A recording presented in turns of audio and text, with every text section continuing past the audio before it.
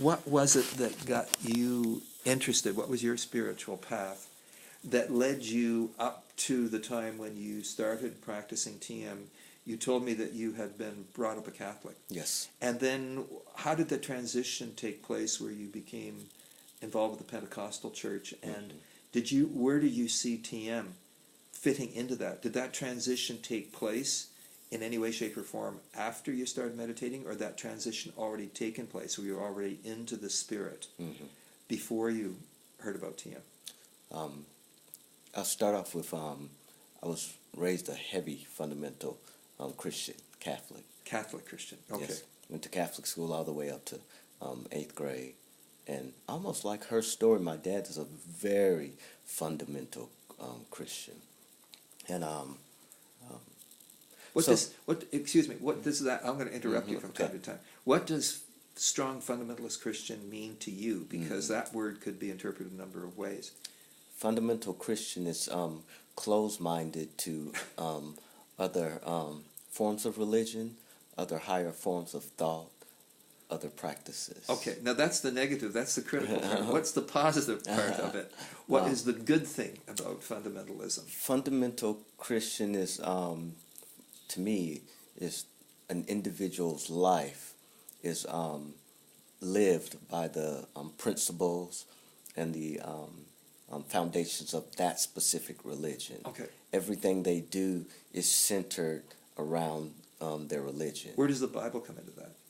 The Bible comes into that because the Bible has very fundamental universal laws, guidelines, and principles that it teaches one to follow to live a higher moral life, to get towards a higher spiritual life, in a sense to attain higher levels of consciousness. Okay. So the moral life, the higher moral life, is leading one into the spiritual life, and then you added the word consciousness there because of your involvement with TM, where I don't think you probably ever heard that word in church. They always talk about the spirit. Yes, but I do have to, so I went to a Jesuit college for 2 years. And in my time at the college, we were introduced to courses where they brought in books and were teaching on consciousness. It was something that the Jesuit college found as a new paradigm or a new way of looking at religion, this fundamental question of what is consciousness and how does it relate to spirituality and religion. So the church, the Catholic Church, has started actually diving more into this thing of consciousness. Interesting. So I interrupted you there. Yeah. You were talking about your... Yes, so the way I understand fundamental Christianity is there's more emphasis on the Bible and not so much emphasis on the church. Is that a fair statement to make? That the what was your experience with that? Was it more of Bible study? Did you do a lot on your own? Or was it more in terms of coming together as a community? Was there a lot of community involvement, both with the Catholic and then when you transitioned to the Pentecostal? It depends on the specific religion. So from a Catholicism perspective, there was a much more intent on studying the Bible. Okay. Even through going through my Catholic school days where we had courses just strictly on religion where we would study the Bible. Okay. Pentecostal, however, does not necessarily, my experience, it doesn't focus so much, okay, let me take that back. So to me, it doesn't necessarily focus that much on studying the Bible. It's more on the community coming together. Pentecostal church really focuses on the aspect where 2 or 3 are gathered in my name. That's where I am. And so it's more of an outer expression.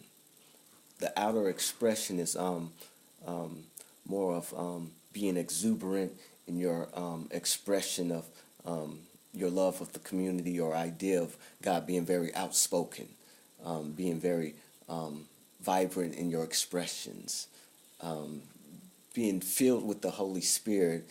So it's more of an outer expression versus an inner expression. Not so intellectual and perhaps more emotional? Yes.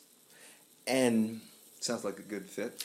It is, because for me, and if you take this from the TM movement, where when you're transcending, you're going down through the different levels from the from thoughts to the ego to the intellect to intuition, and so for me, the feelings are more connected to truth, because it's at a much more subtle level of an individual's being. It's more closer to that unified field. Mm-hmm. And so that's why I really resonate with the feeling aspect, and that's why I resonated a lot with the Pentecostal church. It's how do you feel about your experience of Christ being in your life, or how do you express and feel about a community coming together and expressing outwardly their love for the book or for Christ. Interesting. Mm-hmm. What other parallels have you seen? And I'm trying to button my lip and not lead you too much of a leading question. What parallels have you seen? You mentioned about the transcending, the finer levels, and that the subtlest level, the level of feeling, mm-hmm. Before the unified field, that was in line with what the church, with the Pentecostal perspective, was, mm-hmm. more about getting into that feeling level, that subtle level, mm-hmm. and then how it manifested in terms of the behavior in the community, the way that people treated one another, the expressions of love and gratitude and all this sort of thing. Mm-hmm. What other parallels have you seen as you've gone along? Obviously, when you started meditating, you must have had a certain amount of doubt, mm-hmm. or question, mm-hmm. and how did those doubts and questions get resolved over time? For me, I don't think I've had too much of a doubt, because even though I was heavily into religion and church, I've always had this deep, more inner experience for myself. I can remember even as a child, in my head, going over and over, questioning what my purpose was and existence for, even as a young child, and I used to wonder why I would have such thoughts like that as such a youth. And so I think that's what prompted me to explore different religions, because I always found, yes, there was truth in some of the religions that I was studying, but I always found that there was so much more information I was missing. Mm-hmm. And so that led me to experience different churches and different religions. However, I had got really deep into martial arts. And martial arts deals a lot with meditating, more of a mindfulness practice to really develop your skills as a martial artist. And so I got heavy involved in the esoteric theosophy, and more of the inner work. You've been around the block a few times. Yes. I'm going to come back to the Pentecostal, ask you, there are certain phrases that are emphasized in each brand of Christianity, or each division, or each way of interpreting a Christian thinking. Since it's 2,000 years old, obviously we've got lots of opinions about Christ, what Christ might have said 2,000 years ago. Mm-hmm. What are the kinds of things you mentioned in the Holy Spirit? Mm-hmm. How do you reconcile some of the terminology, some of the things that really meant a lot to you in your Christian exploration of Pentecostal? How do you reconcile those with some of the phrases and terminology that we used, and experiences that we're trying to capture in terminology, with the TM experience that you've had? Mm-hmm. I think, and you mentioned earlier, some of the main key phrases is what the Bible really speaks of, and this is really what Christ had talked upon also, is finding the kingdom of heaven within you. And that's what as I said earlier, where I had a lot of questions, and I felt the church was not really addressing or answering my questions. Which church? All of them. Okay. And so, and that's why, and so even on my own, I had studied aspects of Muslim. I had studied Taoism, Confucianism, just different religions, just to get a better understanding for myself as far as what is this notion of heaven is. What does Christ actually mean? So through my studies, I had got a deeper understanding of, and it was a more of a understanding that kind of veered a little away from the church. And what would the church's definition of heaven been, and what was your definition as it was growing, as you were evolving? What was that dichotomy? Yes. So the church's definition of heaven was something outside of you, that was something that we were looking to attain after this life. Okay. So you had to die to get there. Yes. My definition of heaven is that we're already in heaven. It depends on your perception, and we're not aware of the heaven that exists around us because we're looking for something that's so macroscopic, so material, or something that I can see, or something I can hear with the senses. And I think this is where really the TM practice really resonated with me, is that heaven is all around us, but it's at much more subtler levels, different dimensions of forms of reality. So with the TM practice and with the meditating practice, it allowed me to go in and open up my senses to more of those subtle, finer levels, and really redefine my perception of what life is.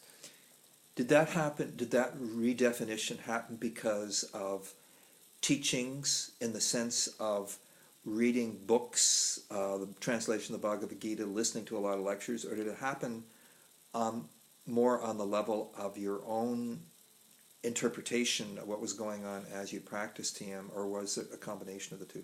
Combination of the two. Before I started TM, I read many books. Okay. Would attend different churches, and I think it was more of finding an underlining foundation that all of the different types of religions, if you get down to the foundation, it's universal principles that it teaches upon. It really has the same underlining principles. The stories now are distorted and are diverse, but that's how you can also relate the TM practice to it, because it teaches us about this holistic unity perspective, but also within that single whole perspective, there is diversity throughout all of that. Some of the strong phrases that resonate in my mind, or as I remember, because I think I grew up a very strong Christian in the context of my community. I was really into going to church and Sunday school. I look forward to it, at least at a certain point in time in my life. I found a dichotomy between the behaviors that I came to expect of strong Christians and what I was seeing in the community, because I was out in the community delivering newspapers on the streets and this sort of thing. It was a small town. And so I became a little perplexed. How come these people that are going to church every week aren't living, they're walking the walk, they're talking the talk, but they're not walking the walk? And that kind of made me question. But the phrase, for instance, in Christianity, nobody comes to the Father but through me. How would you interpret that in the light of your experience of the Pentecostal church? What have you heard? What other people sitting beside you in the pews at the church, how are they interpreting that? And how does your interpretation of that mesh with theirs? My prior interpretation was the interpretation that's I think is really put forth by the church, and I think it's an interpretation that most Christians have, that no one comes to the Father but through me, and that's referring from Christ Jesus. Yes. If you don't believe in me as a man, as the Son of God, then you cannot have access to the Father. Yes. However, what Christ said is actually true, but it's the way we interpret it that's the fallacy in it. When he was saying, for me, that no one comes to the Father except through me, Christ was really talking about his higher self. And his higher self is, no one comes to the Father but through me until someone gets in touch with their higher self, which is, in a sense, God. That higher self is God in his own image that exists within us. And that's where I connect the phrases, and Christ would say this all the time, the kingdom of heaven is within you. And even so, he also preached upon the things that I do, you will do the same and much more. So he was, in a sense, telling us that we are sons of God's in ourselves, just like he is. But we just don't have the awareness. And so that's how I started connecting my meditation practice with my religion, is that that awareness is something that, for me, and through reading different interpretations of Christ's message from different books that was left out of the Bible, the Apocrypha books that was found in the Dead Sea Scrolls. And when you investigate Christ's life further, you find that he was raised by a group. His knowledge came from a group of people called the Essenes, which is connected to, and really the stories also say that Christ, before he came for his, what he came to earth to do, he actually traveled to India. Interesting.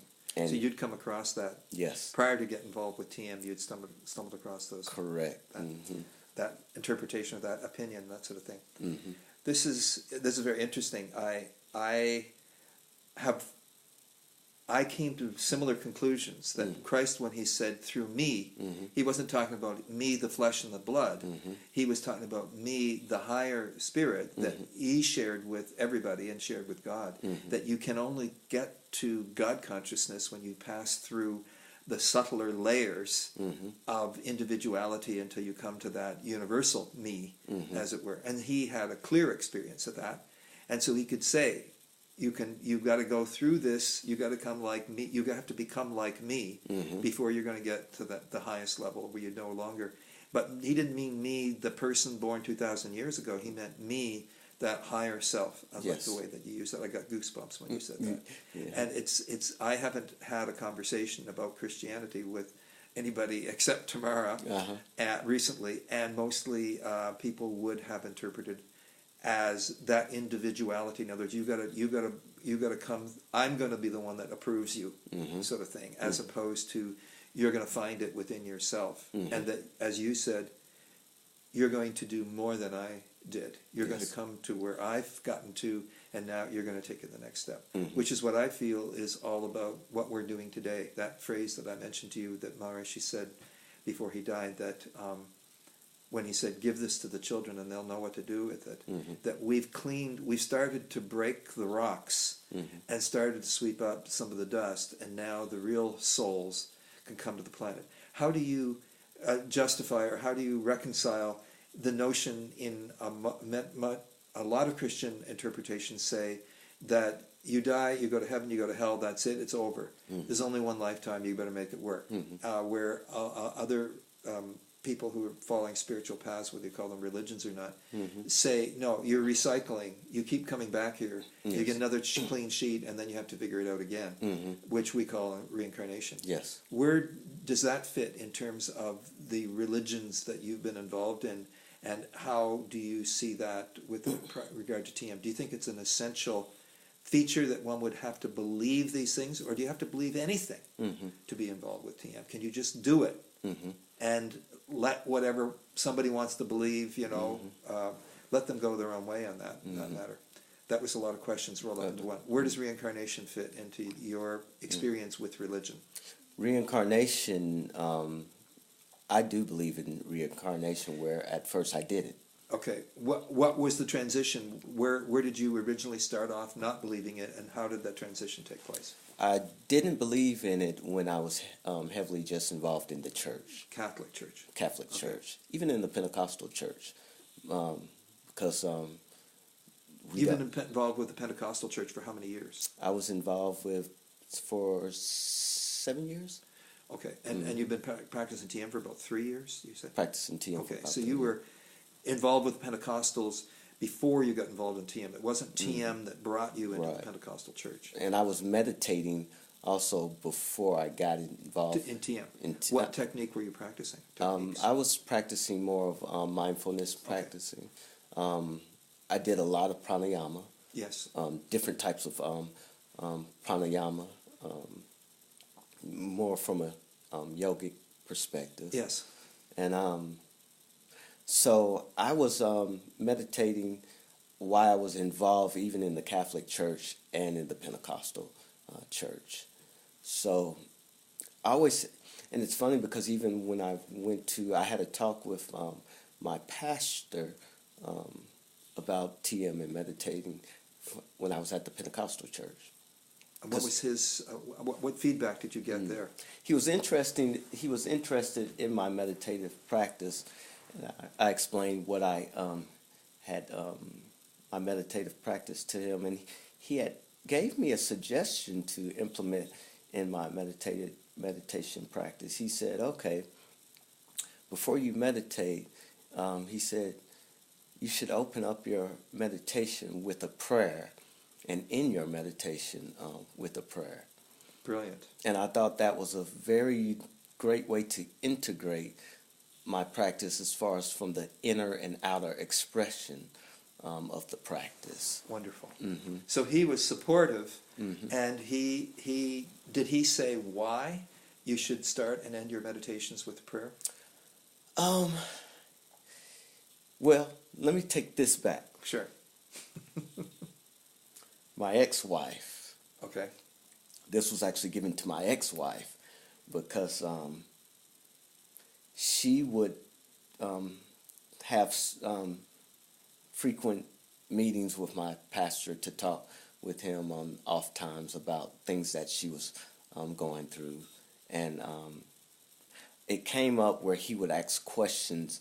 Well, my ex-wife would speak upon what I do as far as with my meditation and stuff. Okay, your behaviors from her perspective. Yes, and he would speak upon that to her because my ex-wife was kind of interested in it a little bit, but still a lot closed-minded because she felt it was kind of in conflict with the religion.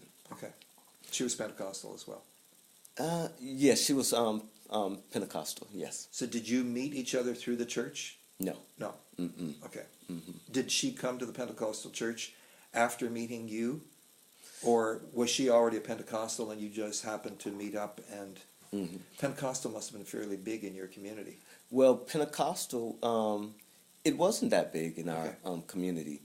The thing what drew us to the Pentecostal church, and that's why I visited so many different other religions, because it wasn't necessarily the religion or church, but we were in search of a pastor or preacher that could teach us about life and about the kingdom of heaven. So it did not matter whether it was Catholic, Muslim. Right. We were looking for a teacher. Okay. And you both found the pastor in your church was inspiring. Yes, very. He was very. He spoke with passion, and he moved the church. And so it was not only him; it was the congregation in itself. The congregation was filled. You could tell that the people in the congregation was filled with this spirit. that you didn't see in other churches. It was a very coming together of the community and the expression of that love. How big was the larger community that this church was centered in? Was this a big city or was it a small town? Or it was a smaller. It was a now our first Pentecostal church was in Mobile, Alabama. That's fairly big. That's very small. Oh, okay. Very small. I would compare Mobile, Alabama to, let me see, maybe Des Moines, a little bigger than Iowa City. Okay. Uh-huh. Your sense of scale of what's big and small is a little different from mine. I grew up in a town of 5,000 people. Half of them were university students. Oh, okay. So when I think of small, I think of really small. Okay. Like it's smaller than Fairfield. Okay, even, that's small, yes. So when you say small, Mobile, Alabama would have been 200,000 or 300,000 people or something like that. Okay, and see, I compare it to Atlanta as far as small. Which would have big. been millions. Millions, huge. Okay. And so we first got involved in the Pentecostal church in Mobile because of the pastor there.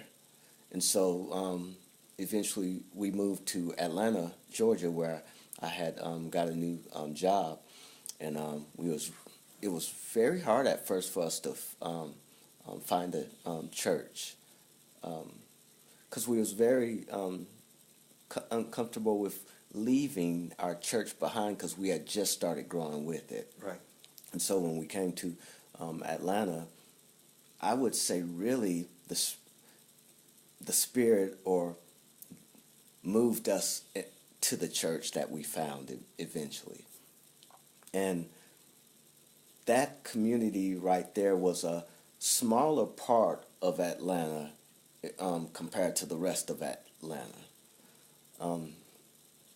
What's the church, the last church that you were involved in with this inspiring preacher, was this an interracial congregation, or was it pretty well homogeneous with all black people?